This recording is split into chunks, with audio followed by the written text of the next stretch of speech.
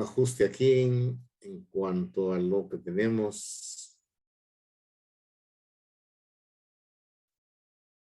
en el tema que estábamos mencionando, que es el uso consultivo. No sé si alguno de ustedes hizo alguna indagatoria en torno al uso consultivo. Sin embargo, Ingeniero, pues, sí, Luis Miguel. solo quería comentar que había encontrado que era cuando el agua una vez que se usaba ya no se devolvía al medio donde se había captado. Sí, esa es una consecuencia del uso del agua. Entonces, el tema es de que cuando aprovechamos el agua, por ejemplo, en el caso del humano, se bebe el agua y ya no la regresa al punto de donde se tomó, sino que se descarga ya bajo otras condiciones. Es posible que en alguna medida se esté devolviendo al mismo lugar. Por ejemplo, cuando en una corriente de agua, como en la actualidad se está haciendo, se toma el agua para consumo humano, esa sí vuelve a retornar, puede volver a retornar de acuerdo al drenaje artificial de descarga de una comunidad, puede retornar al mismo río ya convertida en algo totalmente diferente, agua totalmente sucia. Ahora, en el caso del consumo eh, vegetal, por decirlo así, o agrícola, definitivamente no regresa a donde mismo, porque normalmente el consumo que se hace por medio de los vegetales forma parte de lo que se conoce como ciclo hidrológico. El agua cae a los ríos, del río se toma, se, se riega las plantas y este retorna al proceso del uso consultivo por medio de la transpiración y de la evaporación. Entonces, esa es la razón por la cual lo dicen así. Sin embargo, si ustedes se dan cuenta y analizan a profundidad todo el proceso, se darán cuenta que forma parte siempre del ciclo hidrológico. Bien, entonces les mencionaba yo de que hay diferentes valores dentro del uso del agua, tanto a nivel humano, a nivel animal, a nivel agrícola, a nivel industrial. Sobre el consumo de agua. A nosotros, de manera muy particular, nos interesan esos tres consumos. El consumo humano, el consumo animal y el consumo agrícola. En el consumo humano, pues es fácil la situación, ya prácticamente está dada el fundamento, por decirlo así, de 2 litros por persona por día, pero que va a variar de acuerdo a la edad que se tenga. De igual manera, pues, el caso del animal va a variar su consumo de acuerdo al nivel de peso que tenga el animal para poderle proveer su consumo. Y luego, el uso de consumo, el consumo agrícola está dado también de acuerdo a la especie vegetal que estaremos trabajando. En ese caso, pues, es más fácil para nosotros encontrar los denominados valores del coeficiente de crecimiento, ya que eso nos determina en determinado momento la forma en que el producto borcho del agua se está consumiendo por parte de la planta. Entonces, existen diferentes métodos para la medición o el cálculo del uso consultivo. Entonces, existen los valores prácticamente, los métodos directos, en los cuales se mide cómo va el consumo de acuerdo a el nivel de temperatura. Por ejemplo, lo que se llama el evaporímetro. El evaporímetro no es más que un recipiente que contiene agua y que lleva una escala introducida dentro del agua, y esa escala está dada en milímetros, de tal manera que cuando hay evaporación, el nivel del agua va a bajar en la cantidad que ocurrió de acuerdo a la temperatura. Hay otro medio de verificación de la evaporación que le llaman un lisímetro, en el cual el agua entra dentro de una superficie de suelo con cultivo y luego sale del otro lado y se verifica cuál es la diferencia que ocurrió entre la cantidad de agua que ingresó al cultivo y cuánto pasó de largo. Lo que se quedó es probablemente lo que se va a evaporar. Y luego hay otros métodos de carácter indirecto en el cual la idea es tomar la información de carácter meteorológico, relacionarlo con el clima y poder determinar cuánta es la cantidad de agua que se está evaporando. Desde ese punto de vista, yo creo que les mencioné que hay, creo que hasta 15 modelos de cálculo indirecto, por medio de diferentes autores. En la actualidad en Guatemala se utiliza el método de Blaney-Criley. Este método ha sido el más adecuado con fines de riego, no con fines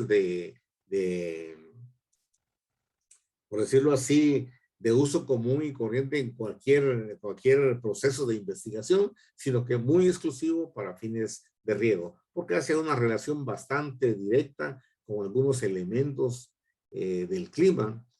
Incluye viento, temperatura, radiación solar, vegetación. Es decir, hay un montón de elementos que forman parte del proceso y por eso pues es que se ha utilizado el método Blaney-Criley, que se acerca con mayor posibilidad a lo que es la realidad de la evapotranspiración. Entonces vamos a hablar en relación a esto. El término de uso consultivo ya es, por decirlo, al final de lo que realmente está ocurriendo. Les comento esta situación. En principio, sabemos de que el proceso de evapotranspiración está conformado por dos conceptos. Por un lado, el concepto propio de la evaporación considerada desde el punto de vista de que el suelo estuviera libre de vegetación. Ahí se está generando un tipo de evaporación directamente sobre la humedad que el suelo contiene. Pero por otro lado, la planta en sí o el vegetal, de acuerdo a como lo llamemos, también está sufriendo un proceso fisiológico en el cual involucra agua. Y como involucra agua, también está transpirándose agua dentro del proceso. No sé si ustedes ya vieron el proceso que se da del metabolismo en el interior de un cuerpo vivo, en el cual pasa una serie de procesos parciales que al final dan como resultado lo que se llama la transpiración.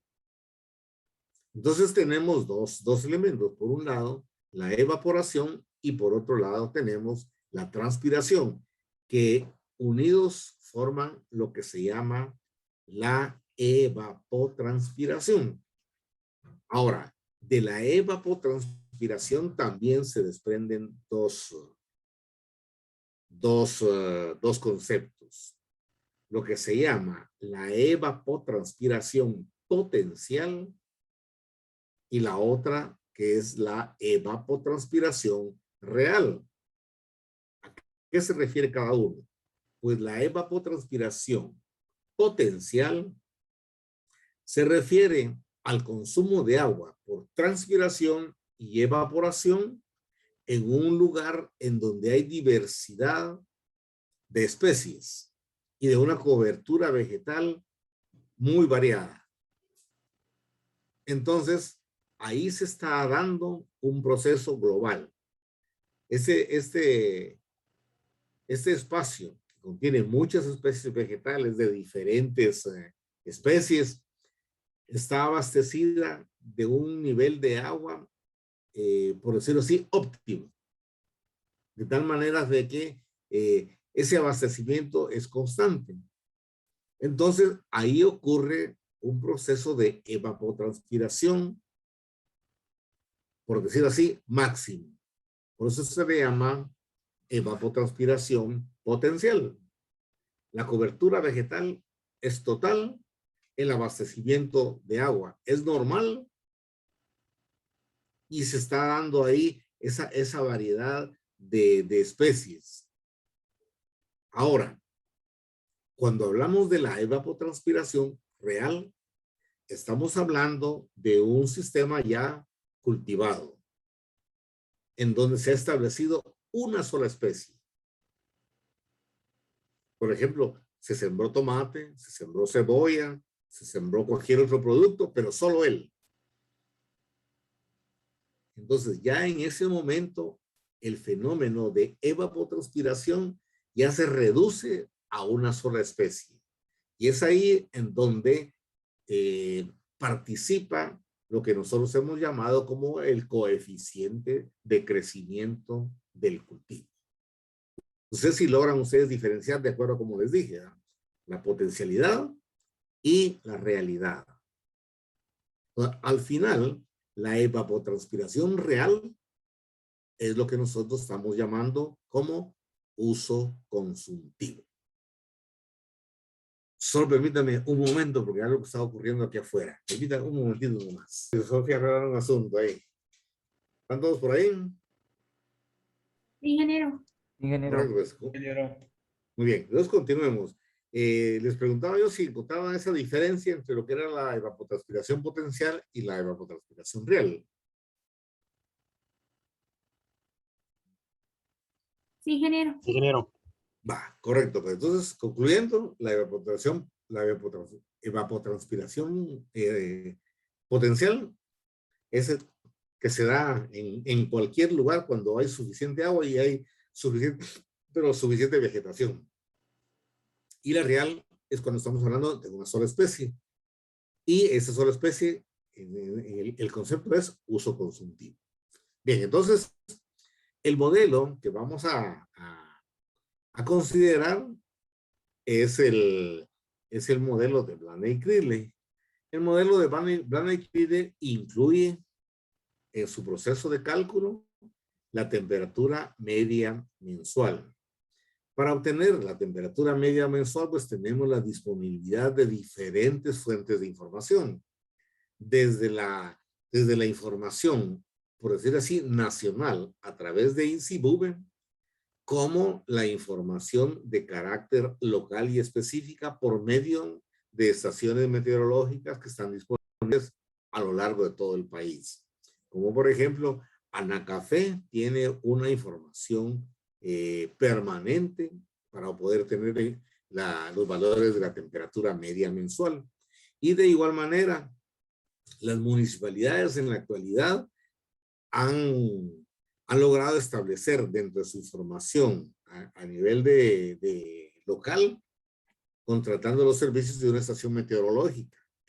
La Escuela de Agricultura tiene una estación meteorológica establecida en el área de frutal, de flores, casi enfrente del edificio central, y que esta por medio de una antena está registrando toda la información climática del área que puede cubrir y la registra en una computadora. Una de las limitantes que hay en ese sentido es de que son estaciones meteorológicas que mantienen una información constante. Cuando le digo información constante es de que se registra información cada 15 minutos. Cada 15 minutos hay información de temperatura, de humedad ambiente, de precipitación, de radiación solar, de todo. Y esa llega a un registro, cada cual por su lado. Por un lado temperatura, por otro lado precipitación, por otro lado radiación, por otro lado, es decir, hay diferente información. Entonces, para poder llegar a concluir la temperatura media mensual de determinado año, implica tener un poco de paciencia para poder establecer.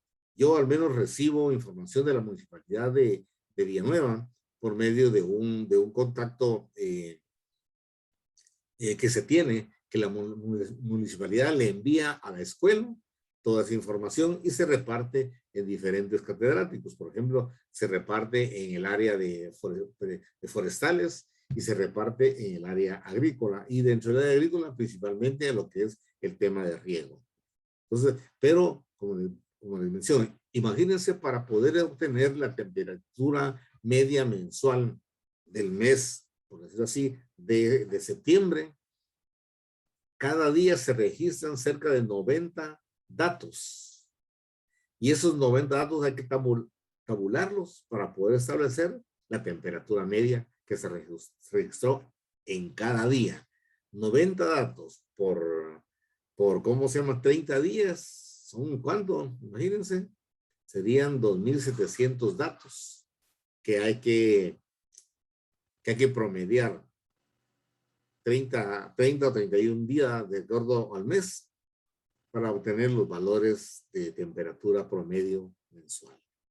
Es lo único tedioso. Estuve buscando información a nivel local de otras fuentes, pero lamentablemente ni INSIBUMEN está registrando el día de hoy información de esa naturaleza.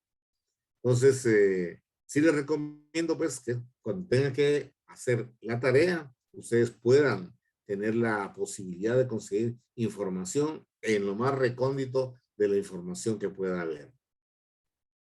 Por otro lado, el otro término que se utiliza es el porcentaje de radiación solar mensual. Este porcentaje de radiación solar varía, tiene variación de acuerdo a la posición que ocupe el país dentro de la esfera de la Tierra. Por ejemplo, el centro, por decirlo así, de la radiación solar impacta teóricamente sobre lo que es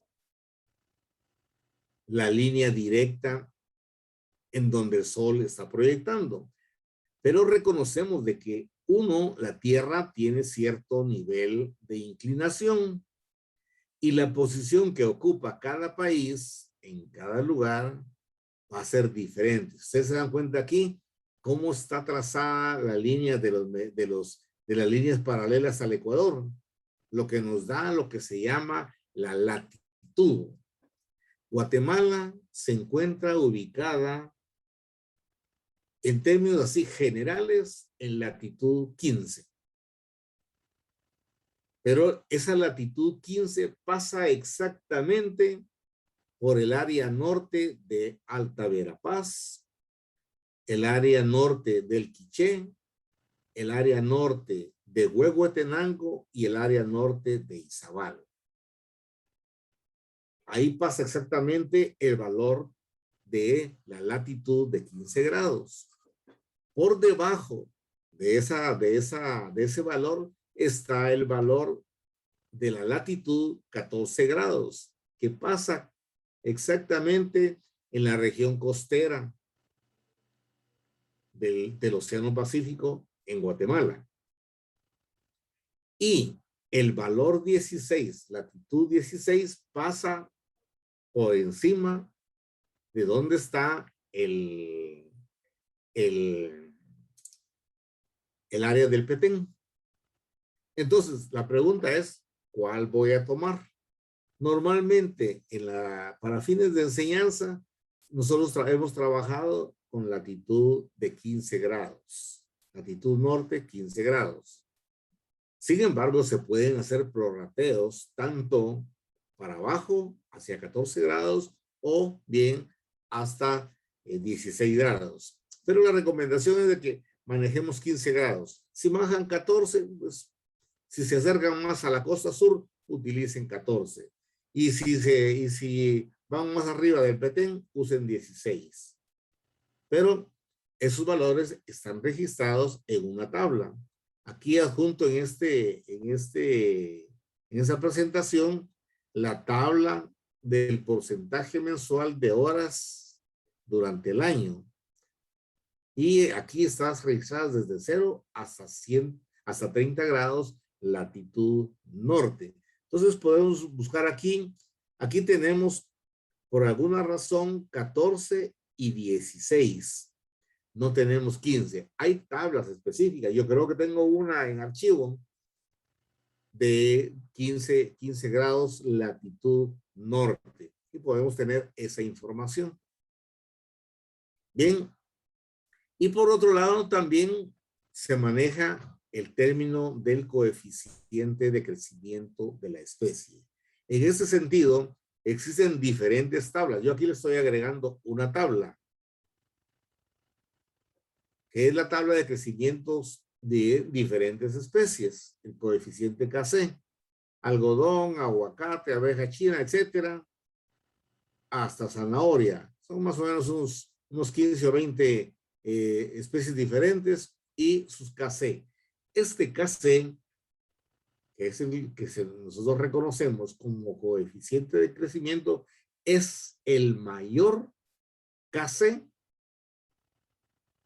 que se tiene para las especies. Sin embargo, existen tablas de los valores KC que definen diferentes etapas de desarrollo de la planta. Es decir, prácticamente lo que ustedes pueden conocer como fenología de una especie. Desde que se siembra, crece, llega a su máximo crecimiento y llega en el proceso en que ya baja el requerimiento. Van a encontrar entre 4, 5 y hasta 6 valores diferentes. Esos valores diferentes nos dan la oportunidad, como lo vamos a ver en el ejemplo, nos dan la oportunidad de ver en qué momento la planta está demandando diferentes cantidades de agua. Bien, como eso también lo vamos a ver más a profundidad cuando entremos al proceso de ciclo hidrológico, vamos a adelantarnos entonces a hablar acerca de el procedimiento de cálculo. Algunos de ustedes que estuvieron conmigo en el módulo de frutales, tal vez van a recordar este proceso, que es el proceso de la fórmula o del modelo de cálculo de Bloody-Cridley y que está prácticamente tabulado dentro de esta hoja de cálculo.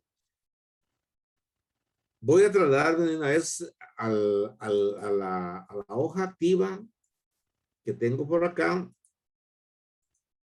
para que ustedes puedan ver cómo se modifica el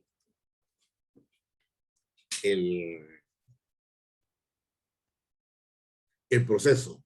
Entonces, tenemos aquí el cuadro del modelo de Bloody-Cridley desarrollado. Me voy a trasladar al uso consultivo mensual. Lo tenemos acá, en donde tenemos los valores de cálculo de acuerdo a el modelo que establece Bloody-Cridley.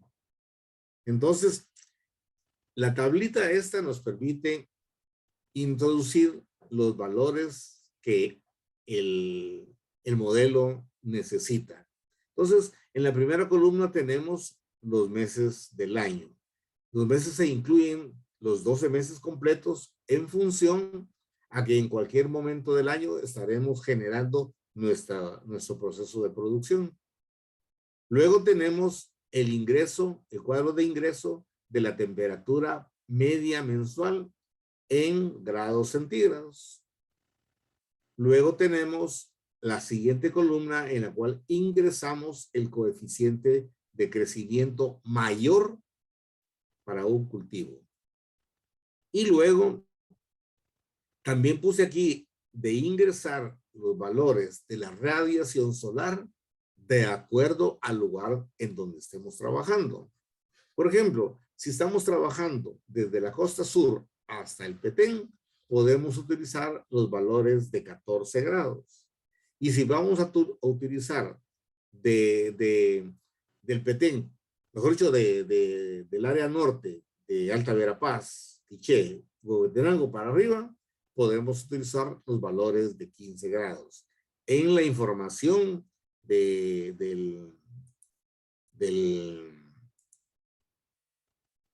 la presentación que tengo, aquí he incluido esa tabla de 0 hasta 30 grados latitud norte, donde ustedes pueden tomar esa información en cualquier momento.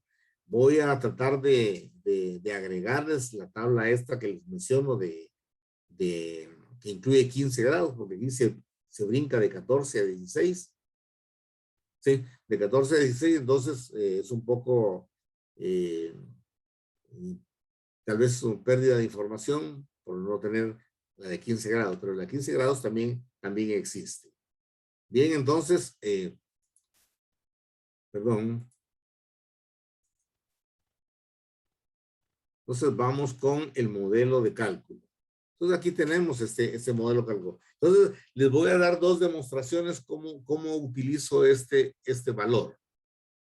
Tengo aquí voy a tomar los datos de un cultivo. Voy a tomar, por ejemplo, el cultivo de tomate. Dice que el cultivo de tomate, el valor máximo de Kc que tiene es igual a 1.10. Bien. Voy a asumir, miran la tabla de cálculo. Sí, ingeniero. Ingeniero. Perfecto. Entonces, voy a considerar que tengo esos valores de temperatura media y esos son. No sé de qué estación meteorológica son, pero supóngase que yo voy a producir y esos son los valores que conseguí de temperatura media mensual. Entonces, yo voy a sembrar tomate. Voy a diseñar mi sistema de riego mejor dicho, voy a establecer mi sistema de riego para que pueda cubrir la máxima demanda de mi cultivo. Y cuando hablo de la máxima demanda de mi cultivo, tengo que establecer el valor del coeficiente K mayor que me aparezca en la tabla. Entonces aquí el valor máximo que me apareció fue 1.10. Pues pongo 1.10 desde enero, ¿no? Porque no sé en qué mes del año me va a generar más consumo. Y lo coloco en todo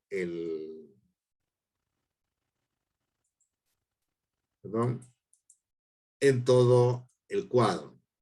Y automáticamente el proceso se dio y aquí obtenemos el valor en cualquier momento del año que pueda ocurrir que hay mayor precipitación, mayor evapotranspiración. Y entonces empiezo a buscar cuál es el mes en donde hay mayor demanda. Y encuentro que en el mes de mayo es en donde existe la mayor demanda. ¿Se dieron cuenta? Sí, ingeniero. Ajá. Entonces, yo voy a diseñar mi sistema de riego para que pueda cubrir esa máxima demanda.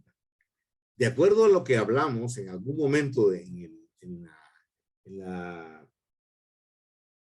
la clase pasada, yo les mencionaba de que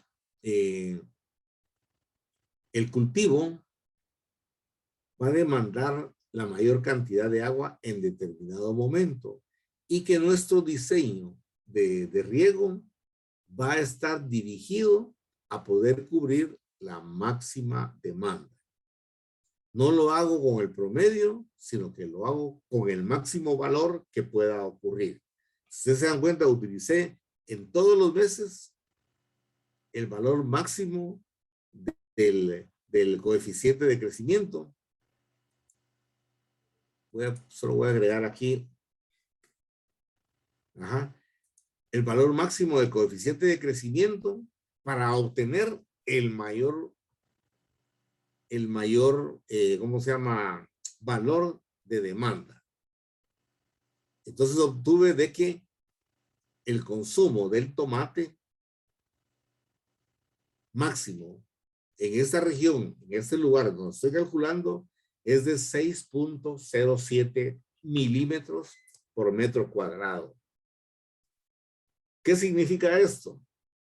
De que en el lugar en donde yo voy a sembrar, va a necesitar mi cultivo que todos los días le aplique una lámina equivalente de 6.07 milímetros.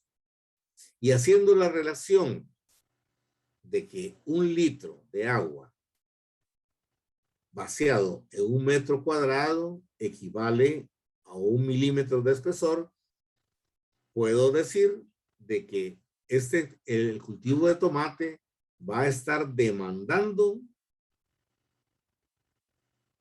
6.07 litros por metro cuadrado todos los días.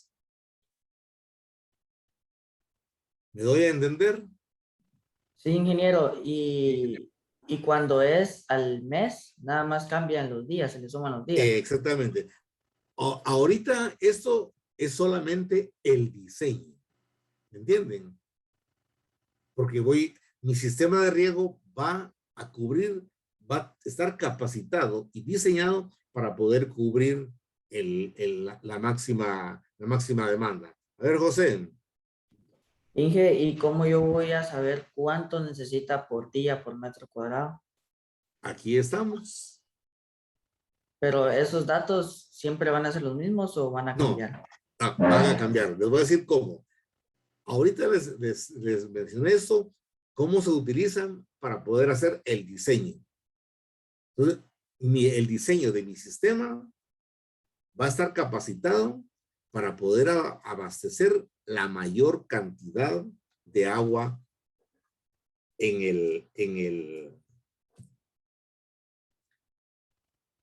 el momento en que la planta está en su máximo desarrollo.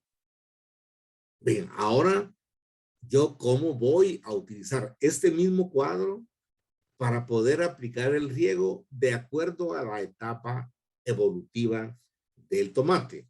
Bien, entonces, en algunas tablas aparecen los valores de Kc de acuerdo a su etapa evolutiva. Los voy a anotar aquí por un ladito. Voy a poner Kc. Y por ejemplo, en la primera etapa de crecimiento, el tomate a nivel de campo tiene un tiempo de desarrollo aproximado de 3 hasta 5 meses. Entonces, las tablas de los valores de Kc normalmente también vienen de esa manera. Entonces, por ejemplo, la primera etapa de crecimiento que va a tener el tomate, traje el pilón del campo, del invernadero y lo sembré. En ese momento, el valor del Kc es de 0.15 para el cultivo del tomate. Cuando empieza el crecimiento, el valor es 0.45. Cuando llega a un desarrollo mayor, es de 0.65. Cuando llega a su máximo desarrollo, 1.10. Voy a agregarle aquí un 0 para que lo veamos. Y cuando ya estamos en tiempo de cosecha, el valor es de 0.85. ¿Estamos bien? ¿Me comprenden? Sí, Inge. Sí, profe. Bien, entonces ahora yo ya tengo construido mi sistema de riego. Sé de que mi sistema me va a dar la oportunidad de regar al máximo cuando lo demande.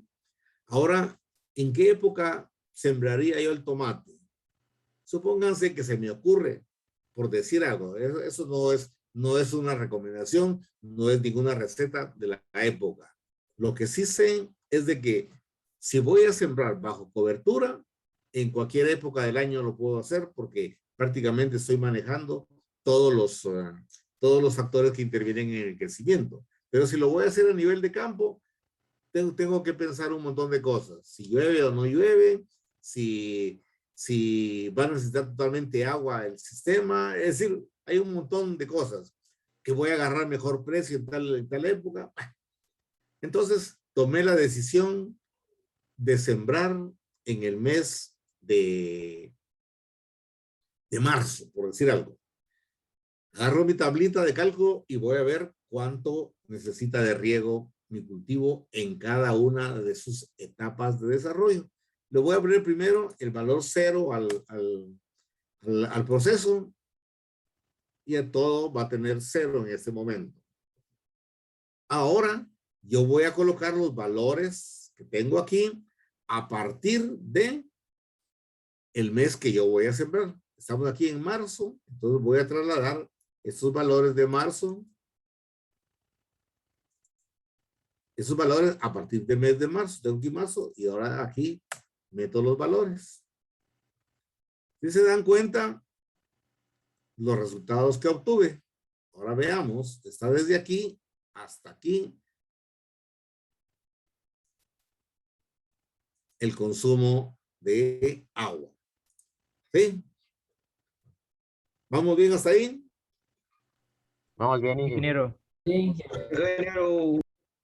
Muy bien, entonces ya calculé cómo va a demandar mi cultivo a lo largo de su crecimiento. Entonces, la primera etapa de desarrollo, por decir así, en el primer mes, yo no voy a aplicar los 6.07 que me demandó. Lo que voy a aplicar solamente 0.59 durante todo el mes, ¿me entienden?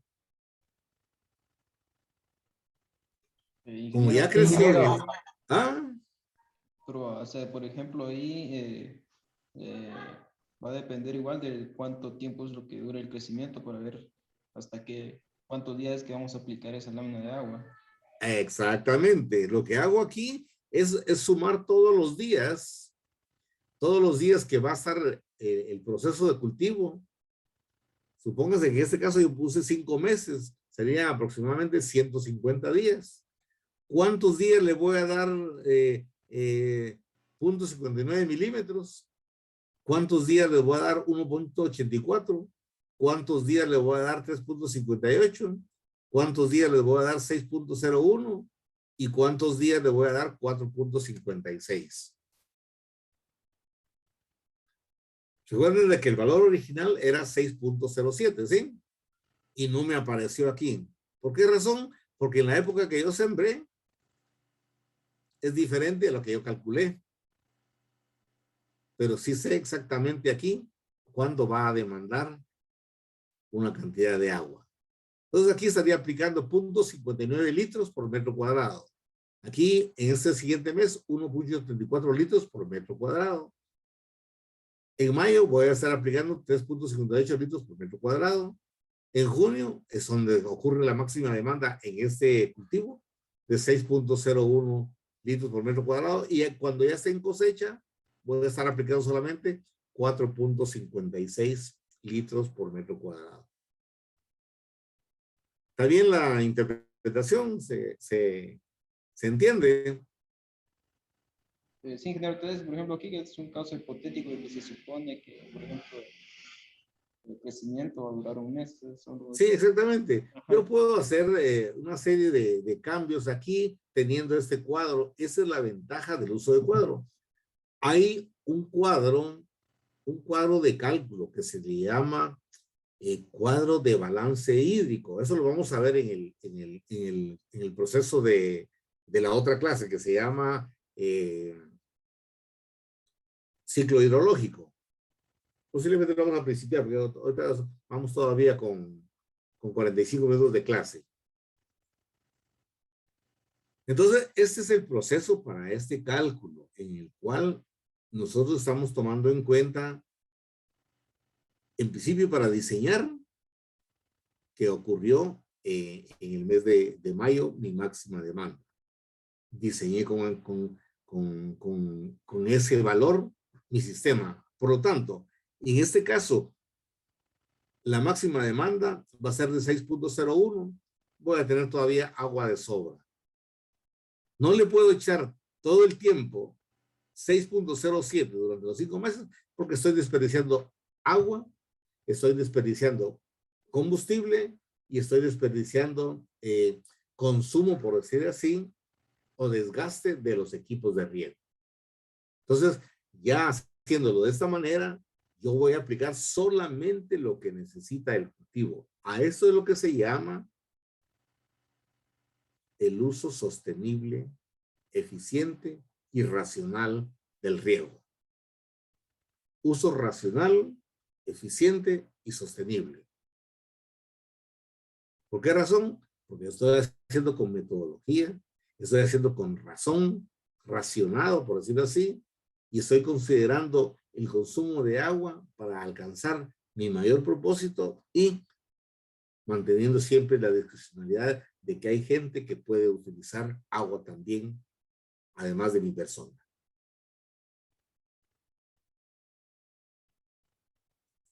Bien, entonces, no sé si esto nos ayuda bastante a ¿cómo se llama?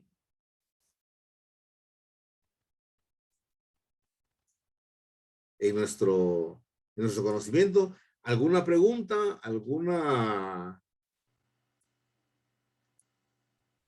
¿Alguna consulta o algún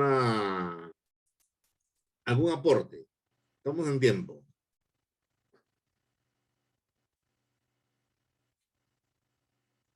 Este cuadro se los voy a compartir para que ustedes puedan disponer de él, porque de hecho va a haber una tarea al respecto con este proceso.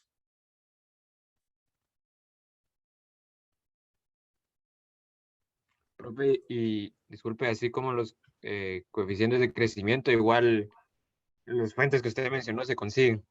Sí, se consigue. Yo cuando comparta con ustedes esta presentación, ahí va información de coeficientes de crecimiento. Creo que ya se los había adelantado. Vamos a ver si lo tengo por aquí. Aquí están. ¿Lo pueden ver? No, ingeniero. ¿No lo ven? Yo creo que solo puedo para compartir Word, por eso no sé. Ahorita.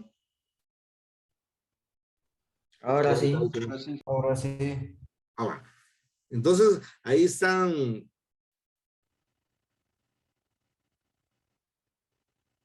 Siempre como 20 o 25 diferentes cultivos. Sin embargo, hay tablas más amplias de diferentes cultivos en donde ustedes pueden darse gusto pudiendo calcular. Entonces, la tarea que van a hacer ustedes para presentarla en el próximo periodo de clase va a ser de algún cultivo que ustedes puedan desarrollar en sus lugares de vivencia y tomando en cuenta las temperaturas mensuales, promedios mensuales que se registran allí en donde ustedes viven. No sé si me doy a entender. ¿Qué Sí, temperatura de qué año lo tomamos más o menos? sí. Yo les propongo, si tienen algún poco de dificultad de poder obtener información actualizada, opten por información histórica, por ejemplo, del año pasado o del año antepasado. Lo que me interesa es de que lo hagan de acuerdo a su región, a su lugar de origen. No aquella persona que vive en Sololá y que obtuvo información de Escuintla y con esa vaya a trabajar allá. No, no es así. Como estamos aprendiendo a hacer las cosas, si yo voy a trabajar, por decir así, una hortaliza, voy a sembrar brócoli en Sololá, debo de buscar información meteorológica de Sololá. ¿Entienden? Uno que está en Jutiapa y va a sembrar tomate allá en Jutiapa, deberá establecer sus valores de temperatura en Jutiapa. Con eso quiero decirles de que hay un problema siempre que ocurre en los procesos de, por decir así, de evaluación. Supónganse, alguien no tiene la gana de buscar información meteorológica de allá, de determinado lugar, y se inventa la información. Y al final va a tener información dudosa. ¿Cómo identifico yo que los valores de la información que me están dando es correcta o no sirve? Sencillo. Si alguien, estando en Zacapa, me registra temperaturas promedios diarias que oscilan entre 14 y 15 grados centígrados, eso no sirve. Me doy cuenta yo de que no es Zacapa. Y si alguien del altiplano me registra temperaturas que van entre 25 y 30 grados, no sé en qué parte de Quetzaltenango esté. Posiblemente en Coatepeque o posiblemente en Colomba, pero no directamente en el centro de Xela, donde posiblemente vive el muchacho. Entonces, les digo esto porque es fácil falsear información. Yo me he dado cuenta en los informes de evaluación de impacto ambiental de muchas personas. Sí, Andy. Termino mejor y después le planteo mi pregunta. Correcto. Por ejemplo, evaluaciones de impacto ambiental que quieren sacarlo a la carrera y ganar dinero. Y, por ejemplo, salió la evaluación de impacto ambiental de la construcción de una gasolinera aquí en la capital. Pero la persona que lo va a hacer tiene un informe modelo en Escuintla y elabora el informe con todas las características de Escuintla, solo que le cambia el nombre de que va a ser en la capital. Y lo envía al ¿cómo se llama? Al Ministerio de Ambiente. Allá lo analizan y cuando ven las coordenadas, resulta que las coordenadas son de Escuintla y el proyecto se va a hacer en la capital. No sé si me entienden. Se invirtió dinero, se invirtió en tiempo en hacer una chambonada. Entonces yo les sugiero, cuando vayan a hacer su cálculo con el cuadro de cálculo, ustedes utilicen el valor de sus temperaturas del lugar de origen. Bien, solamente eso. A ver, Andy y José después. Sí, ingeniero, solo con la temperatura que usted dijo promedio, pero ¿no sería mejor la temperatura cumbre, o sea, la punta de la temperatura que se puede llegar y se trabaja con esa? Sí, te voy a explicar cuál es la razón por la cual se usan los promedios. Se usan los promedios porque se asume de que la temperatura promedio va a estar oscilando durante el día en el tiempo de la radiación solar. No sé si me doy a entender. Cuando principia a proyectarse el sol sobre un determinado lugar, la temperatura es baja. Conforme el sol va cambiando de posición y en algún momento llega a su punto máximo, en algún momento va a ser puntual. ¿Me entendés el término puntual? ¿Cuánto va a tardar esa máxima temperatura influyendo sobre el cultivo? Una hora si mucho, en lo que se mueve el sol a lo largo de la